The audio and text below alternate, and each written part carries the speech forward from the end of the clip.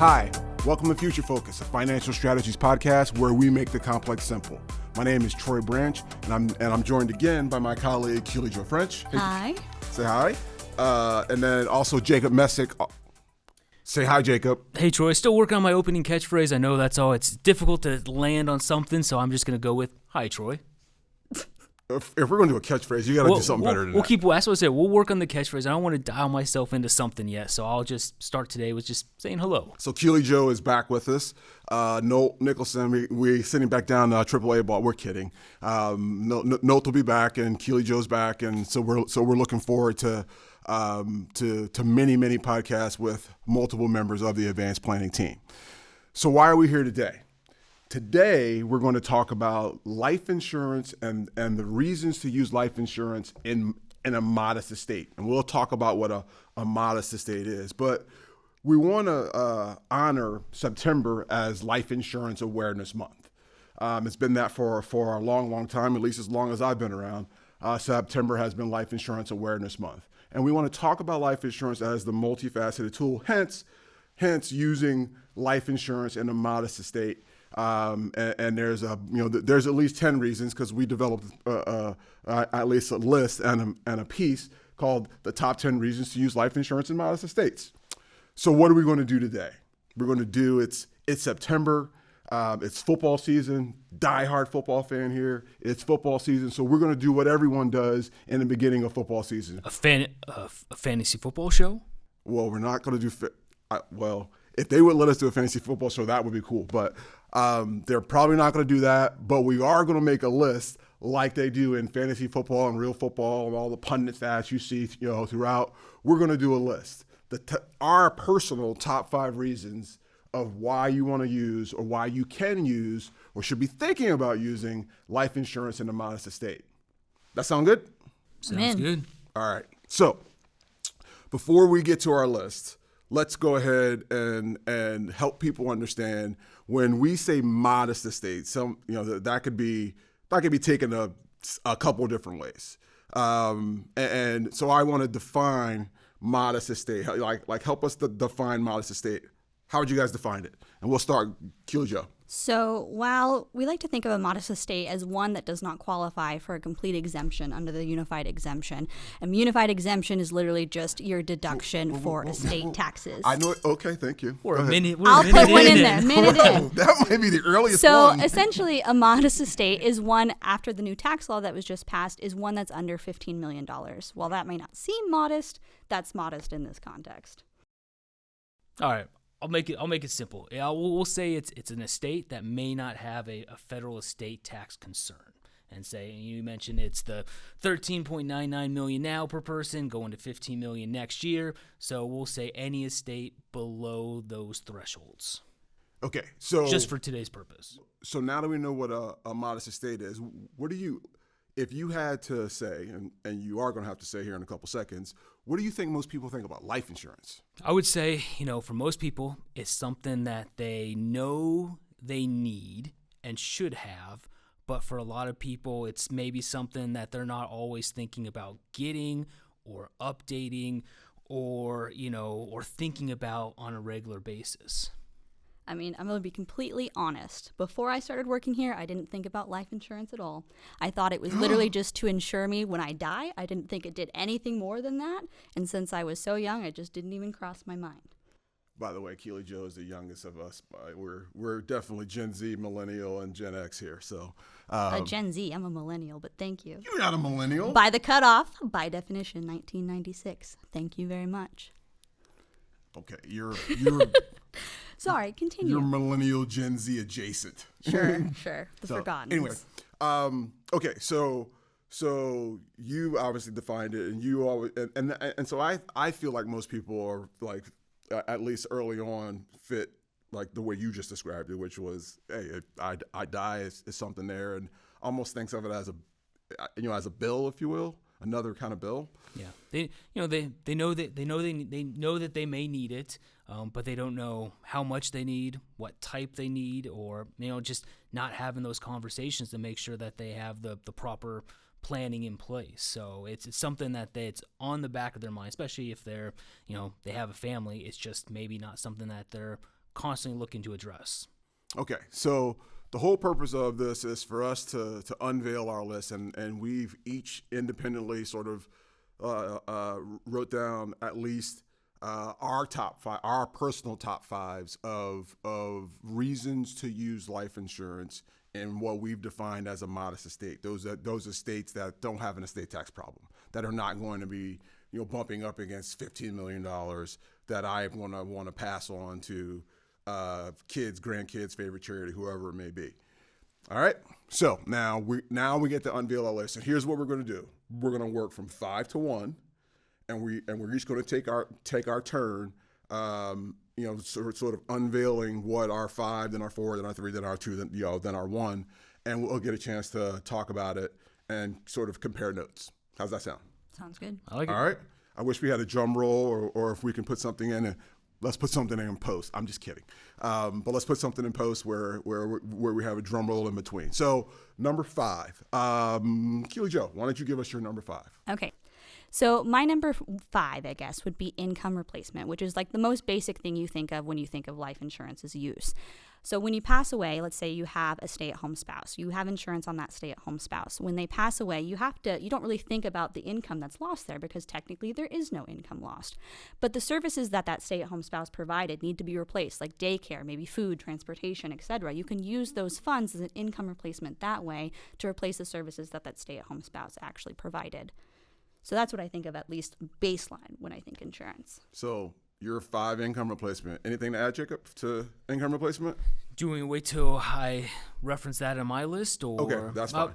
Yeah, No, that's fine. I think I will just say a lot of times people forget about stay-at-home parents and what they bring to a family and how much they do with a family. So I think because you mentioned it there, I had that on one of the comments on my list. I'll just second hey, life insurance isn't just for the primary earner in a family. The stay-at-home parent does a lot as well too, from just managing the household and the transportation and and all the appointments. So it's that's a part that a lot of people forget. Yeah, income replacement is, people oftentimes think of the breadwinner, but there's that other part as well. So your number 5 is income replacement. Your 5. My number 5 is charitable gifting. And what that and how life insurance fits into that is, life insurance just for those individuals that have a organization or a school or a hospital, really any type of organization that is important to them. Life insurance is a way for them to provide a gift to that organization. Maybe they're gifting the policy while they're living, maybe it's the death benefit at their passing, but it's a way to provide a larger amount to that organization at a more modest outlay of the premiums for the policy. So charitable giving is on my list. Yeah, it's a way to think about legacy. Okay. And then for me, my number 5 is a sort of a broad category: tax and retirement. Is kind of the way we think about it, and it's that conversation that we've had like we've had on Future Focus several times, which is the idea that there's taxable, tax deferred, and tax free, tax exempt buckets of money. I know you're going to talk about that later. No, by all means, go for it. But it's the idea that there are all of these items, these concepts and ideas and things that people are doing in and around retirement, especially when you consider that more and more people, their retirement is based on what they've done in their 401k, their 403b code sections. Their retirement plans, whether it be a 403b, a 401k, or any sort of retirement plan. All of that comes with a tax consequence that people are trying to sort out in retirement.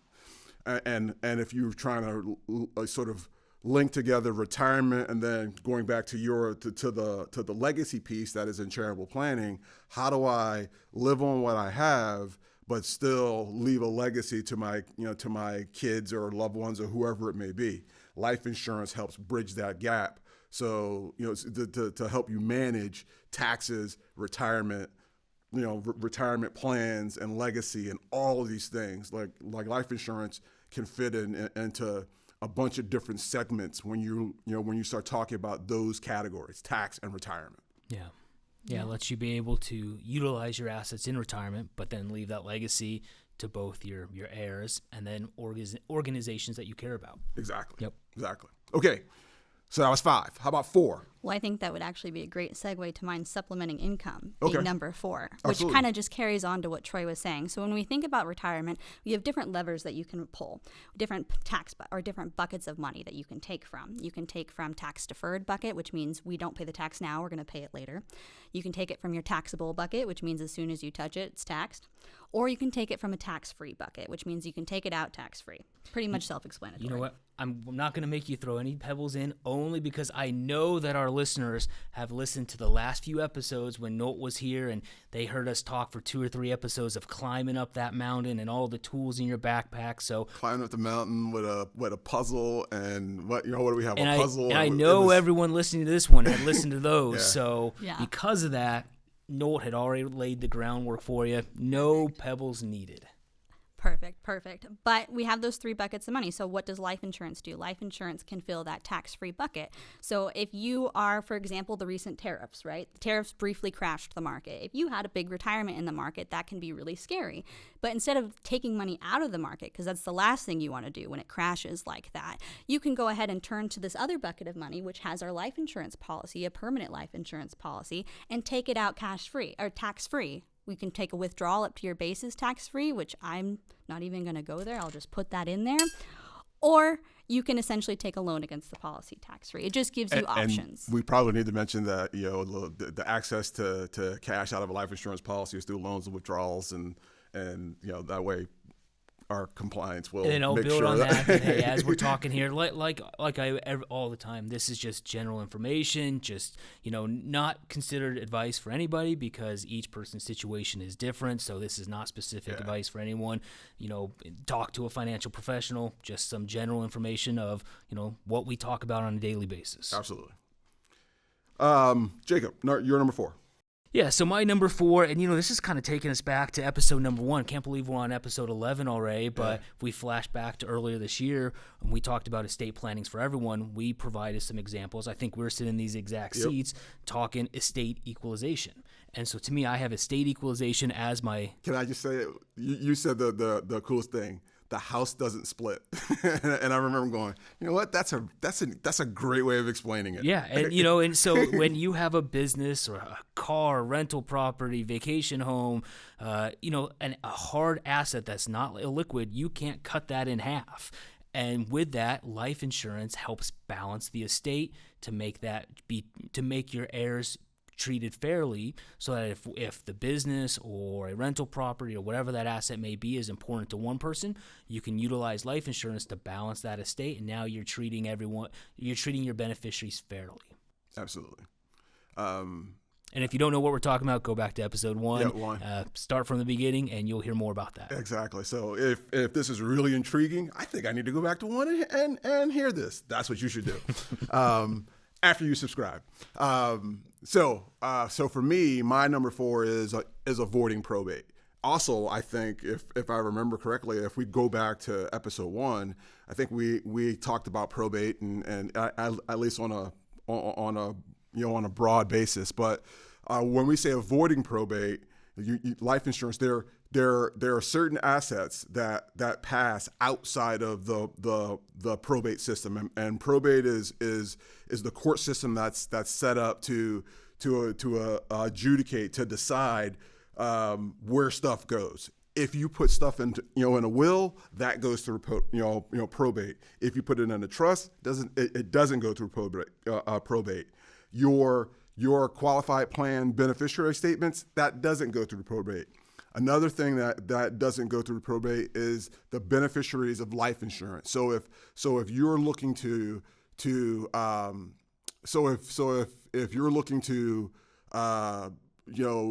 get dollars to your beneficiaries or people that you love and care about or things that you love and care about, and you don't want it to be in the probate system, you can use life insurance to get a large sum of money to the people that you love and care about, and not have it be hung up in the probate system, which does not move as fast generally as people would like. Here we go. I'll drop a little knowledge. Hopefully the JD and you will be proud of me. So you mentioned the life insurance doesn't go through probate as long as it's a named beneficiary.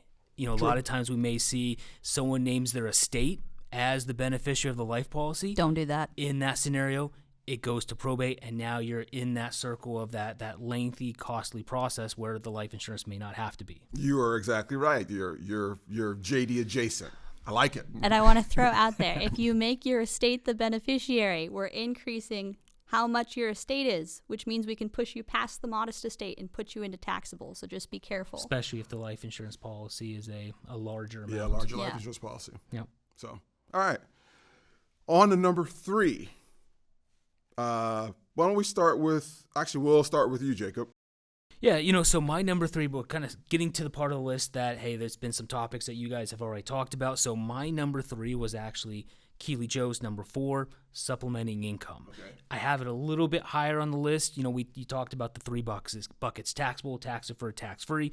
To me, I have it up on the list because that tax-free component, having assets in, as we talked about in the last couple episodes, having funds in all 3 buckets, including tax-free, just helps with having flexibility and control of what you want your retirement to look like.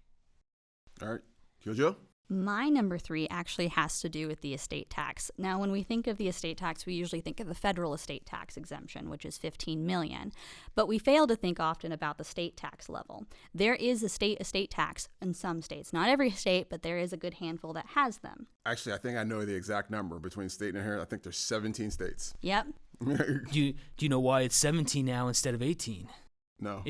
So it was 18 up until the beginning of this year. Iowa just recently went away with their state estate tax at the beginning of the year. Okay. So now we are down to 17 states, including D.C. Look at him. He's been look studying. Look at you. Well, like you said, we're in between football season and fantasy football season. So right now, you've had a little time.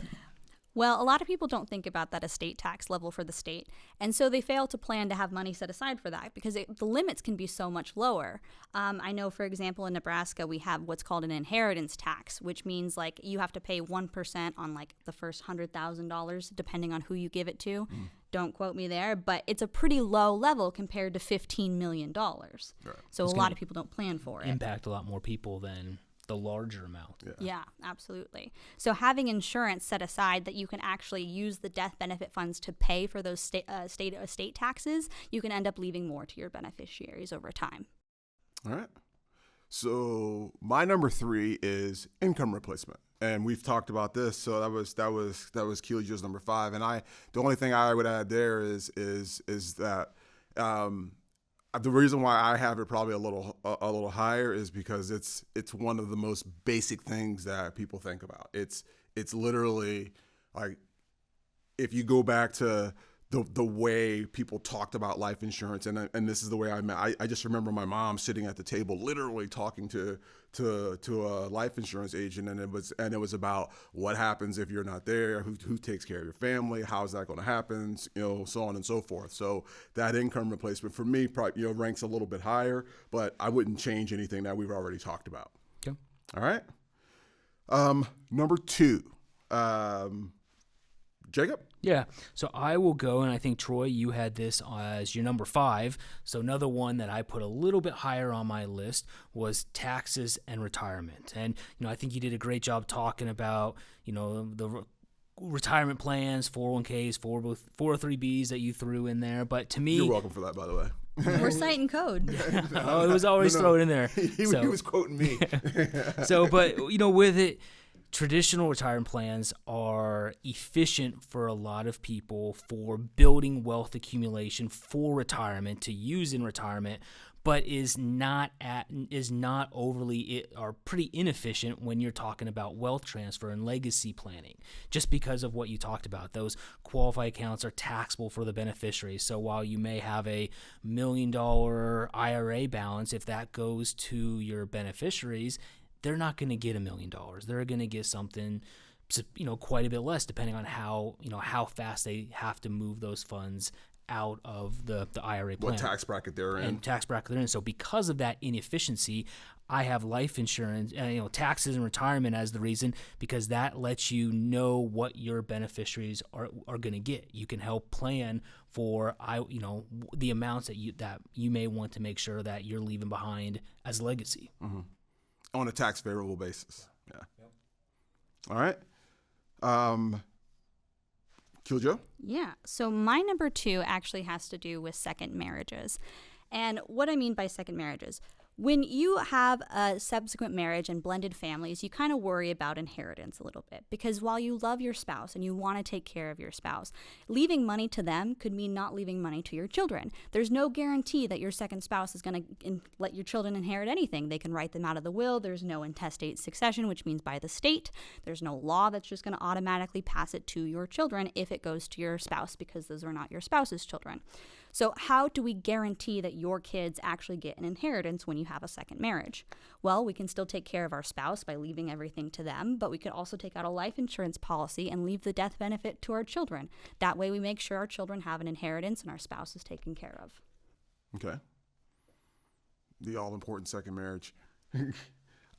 So my number 2 is supplementing income. I think, Killjoe, this was your number 4. I think my number 3. So this is one that was on all 3 of ours. Yeah. So it's the idea. The only thing that I would add potentially is and we say this a lot. It depends, and personal finance is personal. So the idea of adding the life insurance, 1 for a death benefit, and then 2 for when we talk about permanent life insurance or cash value life insurance. Using that bucket, having that bucket of money take on different characteristics in a plan or a portfolio, if you will. That's where supplementing income really, for me, it makes a ton of sense. If we go back to our analogy, if I'm starting to think about how am I going to climb this retirement mountain, I want to do it with multifaceted tools that allow me to do a bunch of different things, namely generate tax deferred cash, but then also, if I can get at it at some point through loans and withdrawals, income tax free.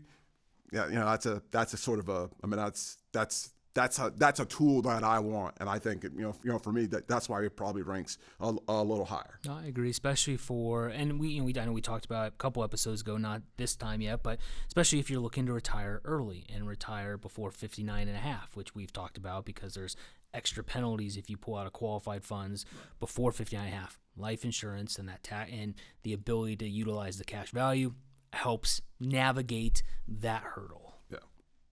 So let's talk about number 1. What's the number 1 reason, respective to our choices, to use life insurance in a modest estate? I'll go first. Yeah. I think the number 1 reason to use life insurance in a modest estate is estate equalization. That's something Jacob talked about as his number 4, yeah. And that we talked about in our very first episode. Estate equalization is huge. I work with a ton of small business owners. So being able to leave their business to their children, maybe there's one that's in the business and one that's out of the business, we want to make sure that they're treating them fairly because they love their kids equally. I think that's like one of the best things you can do and one of the most practical uses of life insurance. I'll break the way I've been doing it and build on that, because I know my number 1 is also estate equalization. And the reason why is because we personally run into so many people, whether it be business owners, whether it just be regular folks, or I should say non-business owners, like business owners aren't regular folk. The idea. The seminal question is, do you want to treat them equally, or do you want to treat them equitably? And then go back to your words that I remember so well, is the house doesn't split.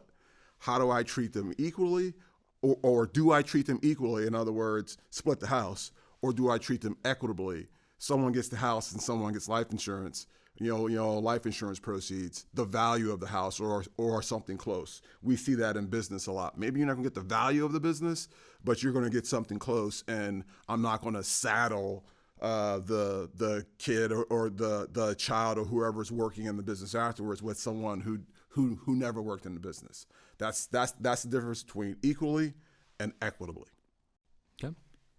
Well, so I'll go with my number one. I know this is one of the more basic ones, and Keely Joe, you had this at 5. Troy, you had this at 3. But to me, my number one is income replacement, because to me, without question, first and foremost, to me, life insurance is about the death benefit. And I wrote it down here. I'm sorry, I'm going to look at my notes just because to me it's that important. Income replacement, it is protecting your family from the financial impact of an untimely death. We talked about the stay-at-home spouse, and we talked a little bit about the primary breadwinner.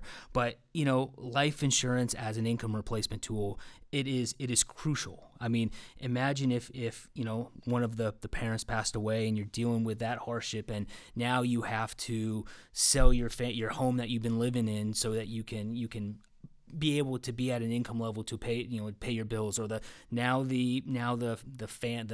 parent that's still living, it has to take on extra hours or more work to pay the bills. Families don't need that extra stress. Life insurance is crucial, and to me, it's the income replacement. We talked about from a retirement planning standpoint, we talked about with Noel that hope is not a plan, and I'm sorry. but and try. I know it's a difficult conversation, but hopefully we make it true, and that I hope that rings into people. Hope is not a plan. That's not Keely Joe. I'm sorry. That's not an 80s rock song. It's not a song that Troy's working on lyrics in in his spare time. That is not a plan. And so life insurance, income replacement to me is crucial. So there you have it. Whether it's income replacement, whether it's estate equalization, taxes and retirement, second marriages, all the things that we've talked about. The idea of life insurance, especially when we talk about estate planning in particular, the idea that we only need to be thinking about life insurance when we have an estate greater than $15 million. That's just hope is not a viable plan. And I would say too, you mentioned Life Insurance Awareness Month at the start of the episode. Just because it's September and Life Insurance Awareness Month, September is not the only time of year that someone should be thinking about and considering life insurance. It should be reviewed on a regular basis with a financial professional.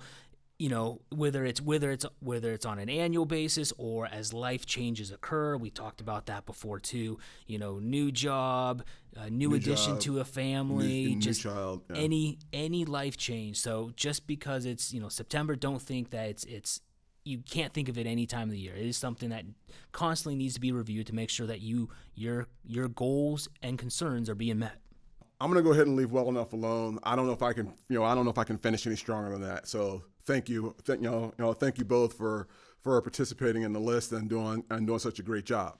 And I want to thank everyone for your time and attention.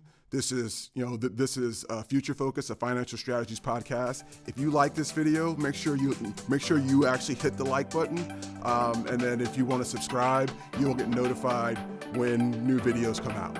Thanks, everyone. Have a great day.